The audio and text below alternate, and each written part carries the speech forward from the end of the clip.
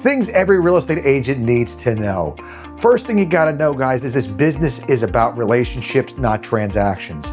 And what I mean by that is we have to be very clear when we say relationships, because most of you have heard that, oh, it's a relationship business.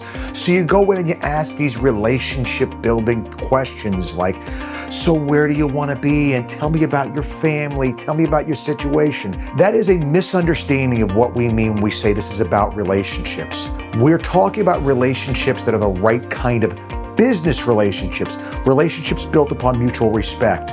You need to expect to need to go into the room with your customer and earn their respect. So I want their relationship to be a good one between me and the customer, but I want to earn their respect in doing it. I'm gonna go in and proactively have things to say. I'm gonna talk about the market, the process, the things they have to worry about, the type of investment they're making. If I'm just simply talking about the deal that we're looking to do, you can fully expect that they're not going to be looking for you the next time they do a deal. And the reason why that we know this is true is because the customer retention rate in our industry is an abysmal 12. By all means, focus on building the relationship, building that respect, getting them to value what you bring to the table, more so than just simply focusing on the transaction you're doing.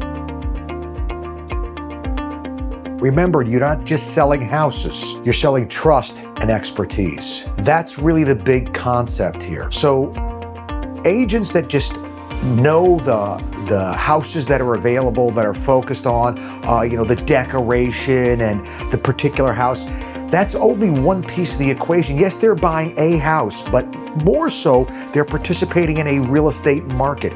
Your ability to quantify the state of the market that they're in. Hey, look, it's this kind of market. This is what we could expect. This is where the opportunities are or are not, is the kind of conversation that gets them to come back. They say to you, well, I have to sell this house. My mom just passed away. Okay, well, do you have a probate attorney that's handling it? This is what the probate process usually look like. This is what you could probably expect. Are there other heirs and things like that? You're never gonna give them legal advice, but you're gonna show them, hey, the problem that you have, I've dealt with that before, and I know how it goes, right? If you're not doing that, if you don't have those people, well, then you're not building that trust and showing that expertise. You're not showing all that you've learned to be worthy of their business today where they find you.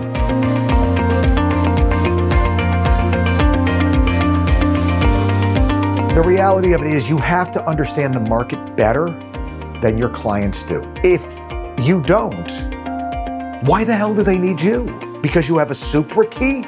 Because you can because you have the MLS, because there's nobody else that has the MLS, right? Nobody else can open a super key. We have a tremendous number of competitors out there that got their license and now they're gonna go out and sell real estate.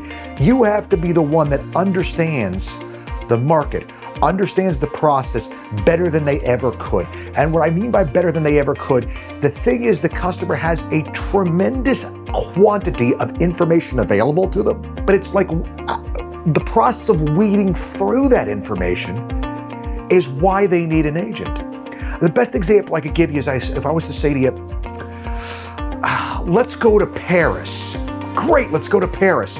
Where is the one place we should definitely eat while we're in Paris? So we go online, we Google search, we ask AI, we try, and we get 50 million different examples. We still don't know where to eat. We don't know what the right thing to do is, as opposed to we go to somebody who's been to Paris 50,000 times and we say to them, hey, where should we go? Oh, if you go to Paris, you go look for this little street, there's a little sign, it says Philippe's. You go to Philippe's, you knock 3 times, you ask for Pierre, you tell him that I told you to come. You're gonna have the best meal of your life, and you go and it is. It's the best meal you ever had. That's what people really want. Somebody that's been there and done that and understand how it goes. Your ability to quote statistics and data that they can get anywhere without giving them answers just makes you more noise to a customer that's already noise saturated with all the information's out there. So be the person that can take all the data and information and turn it into real wisdom. That's what they want. You need to understand it better than your clients ever could. Understand also, another important idea, you have to be calm in the chaos. Real estate deals always have problems. Frankly, in my business, I automatically assume that every deal is going to have a moment where it's like, well, this one's about to die, and we have to bring it back from the brink. I expect it, and I tell my customers to expect it as well. Don't worry, I've been to the rodeo before. You're not going to get hurt. You hang out with me because your customers are going to follow your lead. You have to be calm in all the chaos. You're the one that's supposed to have been there before and be looking out for them. Best example would be if you were on an airplane. You're flying in the airplane, it's a small plane, you're sitting right behind the pilot, and all of a sudden you hit these really bad turbulence, and the plane is bouncing up and down really badly, right? Do you want the pilot to sit there saying, oh my God, this is so bad, I don't know if we're gonna You wouldn't be feeling so good, would you? If the pilot's freaking out, you're concerned.